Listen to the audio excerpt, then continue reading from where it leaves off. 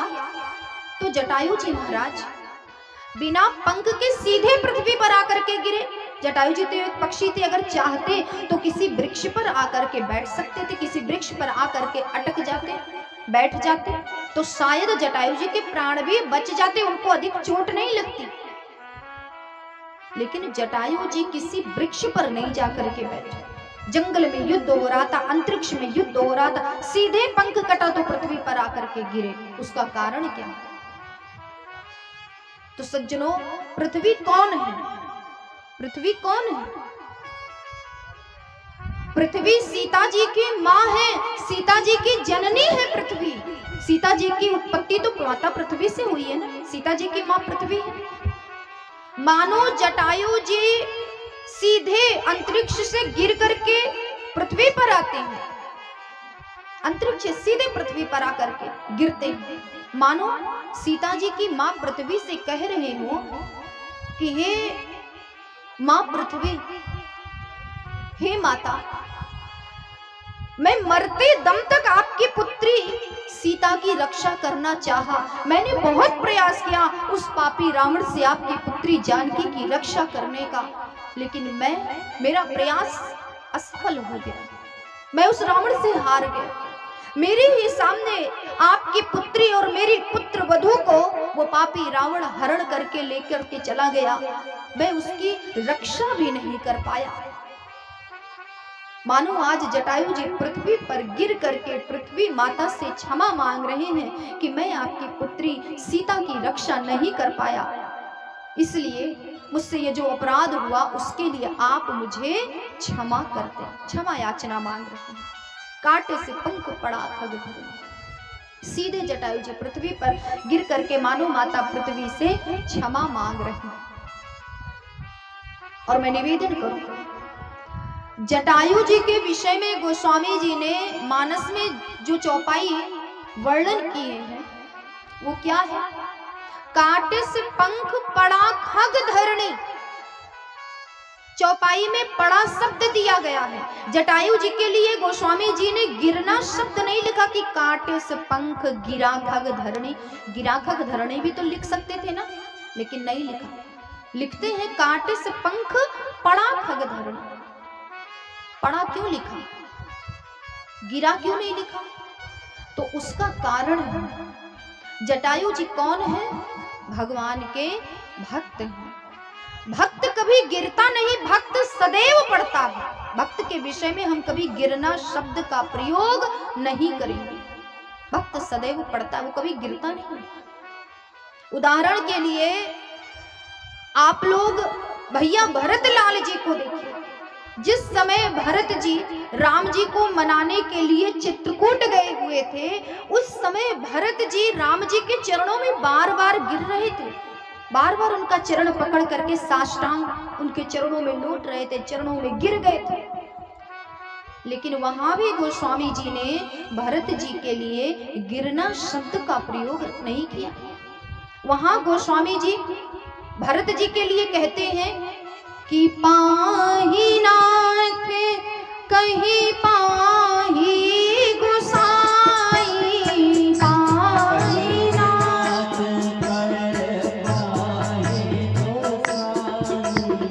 पाही नाथ कहीं पाही गोसाई,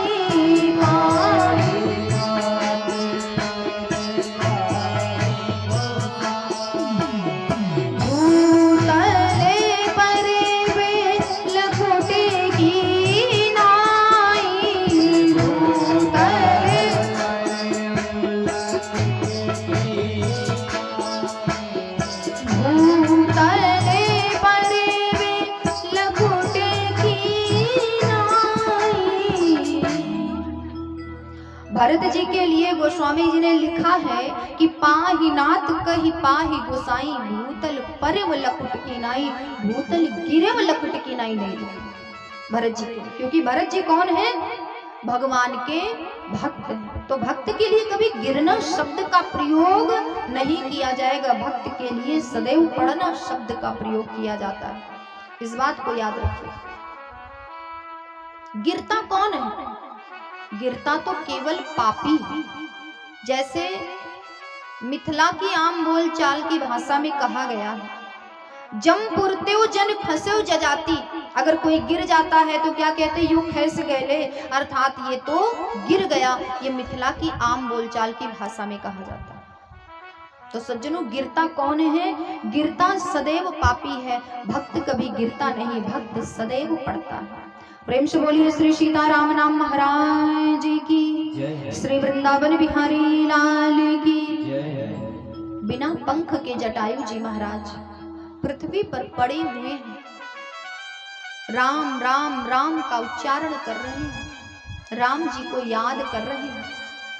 और उसी समय जटायु जी के सामने में मृत्यु के देवता धर्मराज विमान लेकर के खड़े हुए थे, जटायु जी को ले जाना चाहते। मृत्यु के देवता धर्मराज को जब जटायु जी ने देखा तो मृत्यु के देवता धर्मराज से जटायु जी प्रार्थना कर रहे हैं कि हे मृत्यु के देवता धर्मराज, मैं जानता हूं कि मेरे कर्म के बल पर ही आप मेरे सामने में ये दिव्य विमान लेकर के खड़े हैं। मैं जानता हूं ये सब मेरे कर्मों का फल है कि आप मेरे सामने में दिव्य विमान लेकर के स्वयं आए हैं। लेकिन मैं आपसे एक निवेदन करता हूं कि अभी अभी मेरी पुत्र वधू जानकी का पापी रावण के द्वारा हरण हुआ है। अभी अभी मेरी पुत्र वधू जानकी को रावण हर करके ले गया। मैं हठपूर्वक उसकी रक्षा भी नहीं कर पाया। और मेरे पुत्र राम लक्ष्मण अभी बालक हैं। उसकी पत्नी सीता का पता बताने वाला भी उसे यहां कोई और नहीं मिलेगा। इसलिए कुछ समय के लिए मेरे प्राण इस शरीर में शेष रहने दो। मेरा पुत्र राम जब अपनी पत्नी को खोजते हुए ढूंढते हुए जब इधर आएगा तो मैं उसे उसकी पत्नी जानकी का पता बता दूंगा। उसके बाद आप आ जाना, मैं आपके साथ चलने के लिए तैयार हूं। कितना सुंदर निवेदन किया गिद्धराज जटायु जी ने, पक्षीराज जटायु जी।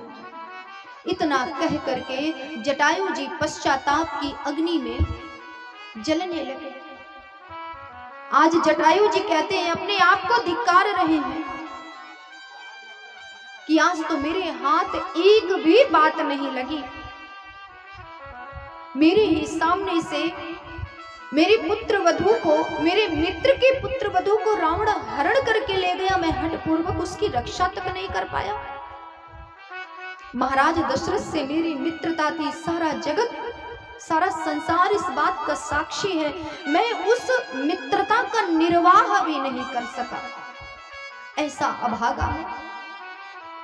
आज जटायु जी पश्चाताप की अग्नि में जल रहे हैं। गीतावली में गोस्वामी जी ने बड़े ही सुंदर पद का वर्णन किया है, किस प्रकार जटायु जी पश्चाताप कर रहे हैं।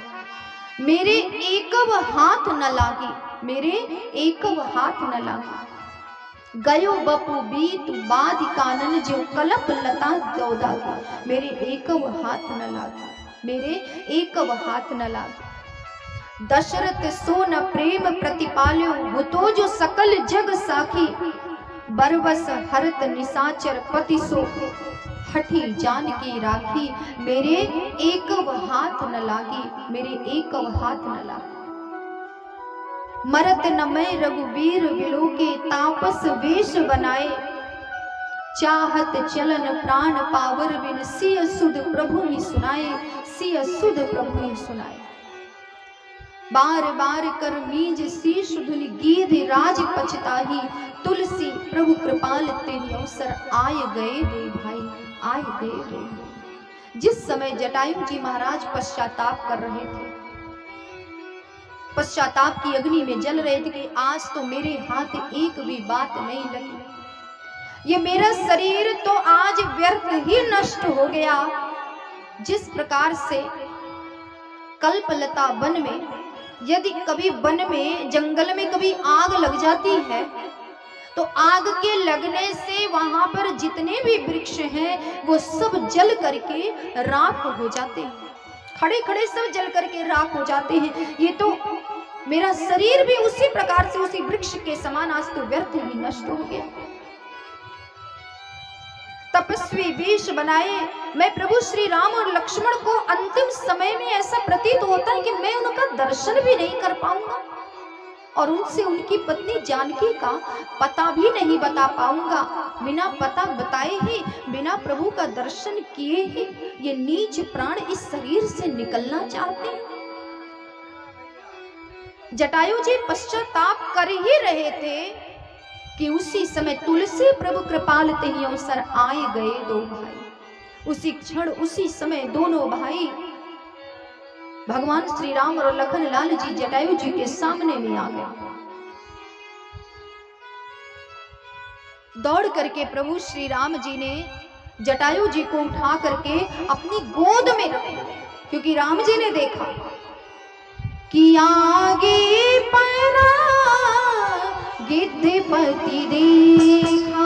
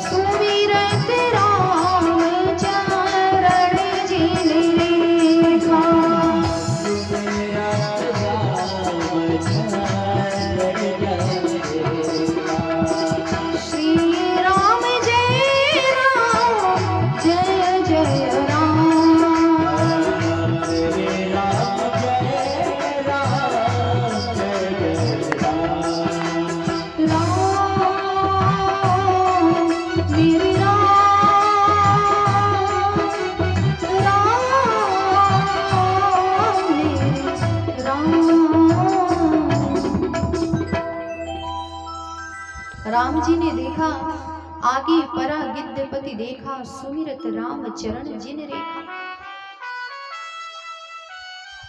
जिस समय जटायु जी महाराज पश्चाताप कर रहे थे उसी समय राम जी आए और राम जी देखते क्या है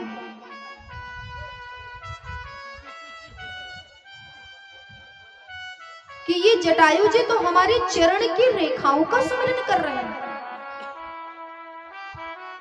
राम जी ने कहा कितना सर्वोत्कृष्ट भक्त है हमारा, जो अपने मन को हमारे चरणों के तलवे में जो रेखाएं हैं ये उसमें अपने मन को लगाए हुए हैं, ये चरण के तलवे की रेखाओं का ध्यान कर रहे हैं। कितना सर्वोत्कृष्ट भक्त है मेरा। तो सज्जनों, वास्तव में जिसका मन परमात्मा के चरणों में लगा हो उसे सांसारिक दुख और सुख की अनुभूति नहीं हो सकती, क्योंकि कहा गया मानस में बाबा ने वर्णन किया कि मने जहाँ तहाँ रघुबर वेदी, मन जहाँ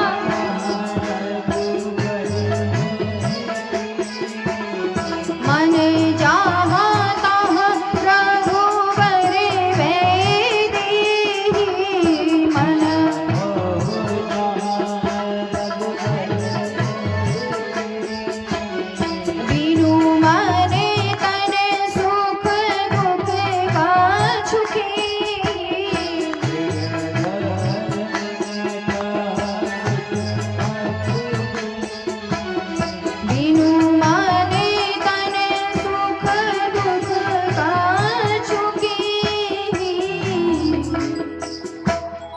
मन जहाँ तहाँ रघुबर वैदेही बिनु मन तन सुख दुख कछुके। जिसका मन परमात्मा के चरण कमलों में लगा हो उसको सांसारिक दुख और सुख की अनुभूति नहीं हो सकती। राम जी ने देखा कि ये तो हमारे चरण की रेखाओं का सुमिरन कर रहा है, और चरण की रेखाएं कहां पर होती? चरणों के तलवे में जो रेखाएं हैं जटायु जी उसी का सुमिरन कर रहे थे। यहाँ गोस्वामी जी कहते हैं कि गिद्धराज जटायु जी भी राम जी के पिता हैं और महाराज दशरथ जी भी जटायु जी के मित्र हैं, इसलिए महाराज दशरथ राम जी के तो पिता हैं। लेकिन मित्रता के कारण आज गिद्धराज जटायु जी को भी राम जी ने अपने पिता के समान ही समझा, क्योंकि पिता के मित्र हैं। तो यहाँ महाराज दशरथ जी भी पिता हैं और जटायु जी भी पिता हैं। यहाँ चरणों के तलवे की रेखाओं का सुमिरन करने का भाव क्या है जटायु जी के? महाराज दशरथ राम जी के चरणों में प्रेम करते हैं, चरणों में मन को लगाते हैं। बंदव अवध भुआल सत्य प्रेम जिहि राम पद, सत्य प्रेम करते हैं महाराज दशरथ राम जी के चरणों से, सत्य प्रेम है। परंतु जटायु जी का प्रेम राम जी के चरणों के तलवे के जो रेखाएं हैं उसमें अपने मन को लगाए हुए, मन को रमाए। क्यों? क्योंकि यहाँ चरण के तलवे के रेखाओं का सुमिरन करने का भाव है जटायु जी का, कि कहाँ हमारे महान भक्त मित्र महाराज दशरथ और कहाँ में नीच कुल का पक्षी गिद्ध, कहाँ मेरे मित्र महाराज दशरथ जिन्होंने राम जी को प्राप्त करने के लिए 23,000 वर्षों की कठिन तपस्या की। मैंने तो कोई तपस्या नहीं की, कोई तप नहीं किया। कहाँ मेरे महान मित्र महाराज दशरथ और कहाँ मैं नीच कुल का पक्षी जटायु, जिसका दर्शन भी अशुभ माना जाता है। वो तो महाराज दशरथ ने, मेरे मित्र दशरथ ने मुझ पर कृपा करके मुझे अपना मित्र बना लिया, अपने बराबरी का स्थान दिया। मैं अपने मित्र के भांति राम के चरणों में प्रेम नहीं कर सकता, क्योंकि यदि मेरे मित्र राम के चरणों से प्रेम करता है और मैं भी अपने मित्र महाराज दशरथ की भांति राम के चरणों से प्रेम करूंगा, तो ये तो मेरे मित्र महाराज दशरथ की बराबरी हो जाएगी। और मैं अपने मित्र महाराज दशरथ की बराबरी करने के लायक नहीं हूं, मैं अपने मित्र महाराज दशरथ की बराबरी करने के योग्य नहीं हूं। कहां वो, कहां मैं नीच जाति का पक्षी गिद्ध। इसलिए यदि मेरे मित्र महाराज दशरथ का प्रेम राम के चरणों में है, तो मेरा ये कर्तव्य बनता है कि मैं राम के चरण के तलवे में जो रेखाएं हैं, मैं उसमें अपने मन को लगा लूं, मैं उसी में अपने मन को लगा लूं। आगे परा गिद्धपति देखा, सुमिरत राम चरण जिन रेखा। यही कारण है कि जटायु जी राम जी की चरण के तलवे की रेखाओं का सुमिरन कर रहे हैं, और कोई कारण, यही कारण कि मित्र दशरथ की बराबरी वो नहीं करना चाहते। और राम जी ने जब जटायु जी को देखा तो उन्हें दौड़ करके अपनी गोद में उठा करके रख लेते हैं। बड़ा ही सुंदर पद है, गीतावली के 87 नंबर पद में वर्णन आता है। राघो गीध गोद कर ली हो, राघव गीध गोद कर ली हो, राघव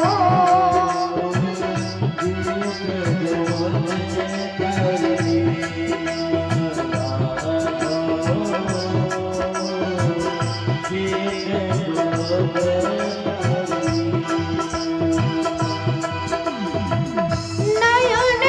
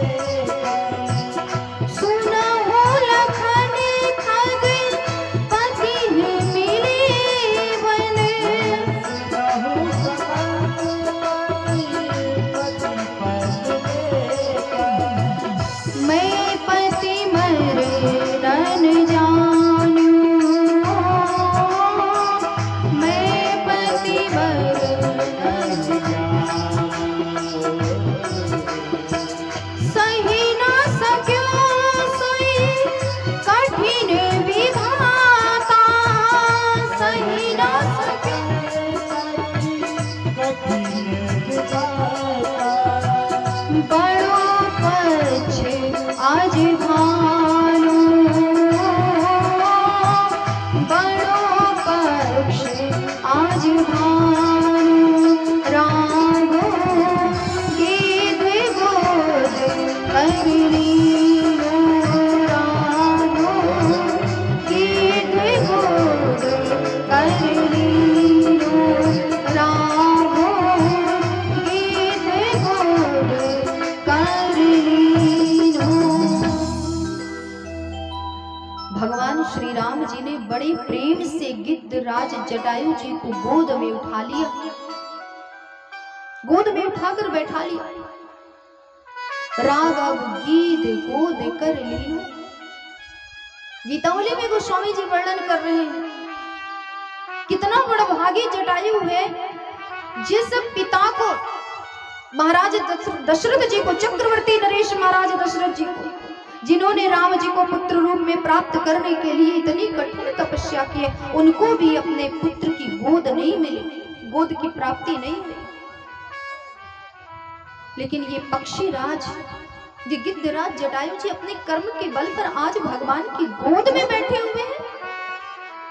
नयन सरोज स्नेह सलिल सुचि मनहु अरग जल देनु।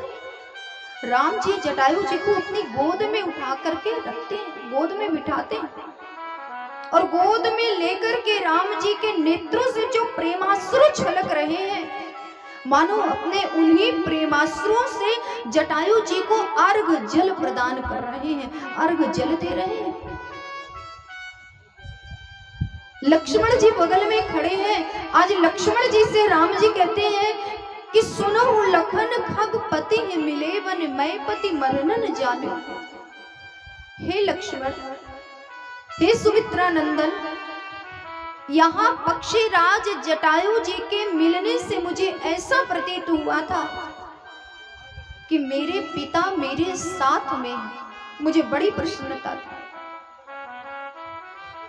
एक पिता को तो उस विधाता ने मुझसे पहले ही छीन लिया था, मेरे पिता महाराज को तो पहले ही मुझसे उस विधाता ने छीन लिया था, लेकिन इस वन में मेरे पिता के मित्र गिद्धराज जटायु जी के मिलने से मुझे ऐसा प्रतीत हुआ था कि अभी भी मेरे पिता मेरे साथ में है। लेकिन उस विधाता को मेरा यह सुख भी देखा नहीं गया। आज मेरे इस पिता को भी वो विधाता छीनना चाहता है, मुझसे दूर करना चाहता है। सही न सक्यो सोई कठिन विधाता, बड़ो पक्षी आज भानो। आज तो उसने मेरे बड़े पक्ष का हनन कर दिया, पक्षपात कर दिया मेरे साथ, मेरे इस पिता को भी मुझसे छीन लिया। बहुविध राम कहो तनु राखन परम धीर नहीं डोल्यो। बहुत प्रकार से राम जी ने जटायु जी को शरीर रखने के लिए कहा कि यदि आपकी इच्छा हो तो आप तो अभी हजारों वर्षों तक जीवित रह सकते हैं। लेकिन धन्य है पक्षी राज जटायु जी, गिद्धराज जटायु जी ने जब राम जी ने कहा अभी आप शरीर रख सकते हैं, अभी शरीर को छोड़ने की आवश्यकता नहीं,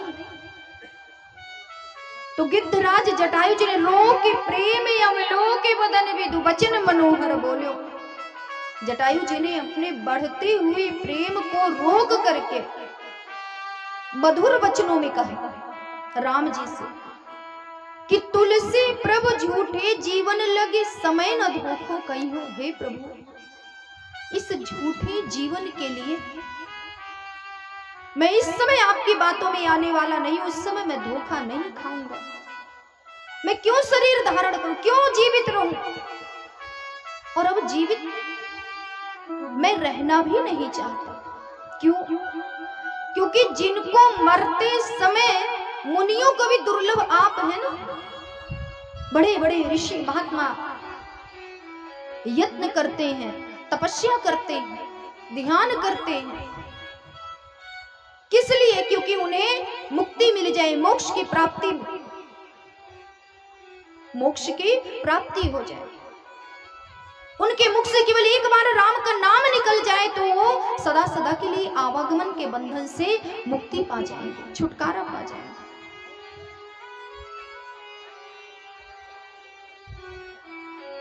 और आज आपकी कृपा से जन्म जन्म मुनि जतन कराही, अंत राम मुख आवत नहीं। जन्म जन्मांतर मुनि लोग जतन करते, ऋषि महात्मा यत्न करते कि एक बार मुख से राम का नाम निकल जाए अंतिम समय में तो जीवन सुधर जाएगा, इस आवागमन के बंधन से छुटकारा मिल जाएगा। जिनको मरते समय जो मुनियों को आप दुर्लभ हैं, आज आपकी कृपा से तो मुझे आपकी गोद में रह करके आपके इस मुखचंद्र को निहारते हुए, आपका दर्शन करते हुए आज मैं अपने पंच भौतिक शरीर का त्याग करूंगा। मेरे समान इस संसार में बड़भागी कौन होगा। तो इस समय मैं आपकी बातों में आने वाला नहीं हूं, इस समय मैं आपकी बातों में नहीं आ सकता। आज जटायु जी महाराज भगवान की गोद में रह करके अपने पंच भौतिक शरीर का परित्याग करना चाह रहे हैं। सोई मम लोचन गोचर आंगे, राघवनाथ देह के खांगे। ये आंगे और खांगे जो शब्द निकल रहे हैं, ये नाक से निकल रहे हैं, ये अस्पष्ट नहीं निकल रहे हैं। मानो वास्तव में आज गिद्धराज जटायु जी महाराज इस पृथ्वी लोक को त्यागना चाह रहे हैं, शरीर का परित्याग करना चाहते हैं। आज जटायु जी की मृत्यु को देख करके संत महात्मा देवता भी जटायु जी की मृत्यु की सराहना कर रहे हैं। दोहावली में कहा गया है, गोस्वामी जी ने दोहावली में वर्णन किया गिद्धराज जटायु जी की मृत्यु के विषय में कि मोये मुकुट जीवत मुकुट, मुकुट मुकुट हु बीज, तुलसी सकल सिहात सुन गीध राज के नीच। मुए मरद मरी है सकल घरी पहर के बीच, लही न काहू आज लो गीध राज के मीच। मुए मुकुट जीवत मुकुट, मुकुट मुक्त हो बीच, तुलसी सबही ते अधिक गीध राज के मीच, गीध राज के मीच। इस दोहे का भाव क्या है कि जीवत मुकुट जो देखा गया है वो कौन है? सनकादिक जी महाराज। और मुक्तहु किसे कहा गया है? जो साधक है। साधक किसे कहा गया है? संत महात्माओं को साधक कहा गया है, साधु संतों को साधक कहा गया है। तो स्वयं सनकादिक जी महाराज और सारे संत महात्मा आज गिद्धराज जटायु जी की मृत्यु की सराहना कर रहे हैं। इस प्रसंग का सारांश क्या निकलता है? मानव को ये शिक्षा लेने की आवश्यकता है गिद्धराज जटायु जी के प्रसंग को सुन करके कि प्रत्येक मनुष्य को अपनी मृत्यु को संवारना चाहिए, मृत्यु को संवारने का प्रयास करना चाहिए, कर्म अच्छा करना चाहिए कि जिससे हमारी मृत्यु भी सुधर जाए। यदि मरते समय हमें भगवान की गोद ना नसीब हो तो कम से कम हम ऐसा कर्म करें कि एक बार यदि हमारे मुख से राम का नाम भी निकल जाएगा तो हमारा उद्धार हो जाएगा, हमारा कल्याण हो जाएगा। हम लोग क्या है? कीड़े मकोड़ों की तरह हमारा पृथ्वी पर जन्म होता है और एक दिन कीड़े मकोड़ों की तरह हम अपने पंच भौतिक शरीर का परित्याग कर देते हैं। लेकिन धन्य है जटायु जी। श्री जटायु जी महाराज भगवान के मुखचंद्र को देखते हुए अपने शरीर का परित्याग करना चाहते हैं। इसलिए यद्यपि भगवान ने बहुत समझाया जटायु जी को, लेकिन जटायु जी भगवान की गोद में शांति के साथ में पड़े हुए, हिले तक नहीं। और अंत में भगवान से जटायु जी ने वरदान मांगा, वर याचना की। जीवन के अंतिम क्षणों में भगवान की गोद में भगवान के मुखचंद्र को निहारते हुए जटायु जी महाराज भगवान से वर याचना कर रहे हैं। कौन सी वर याचना है जटायु जी? अविरले भगति मांगी वर, गीत गयो हरिधाम।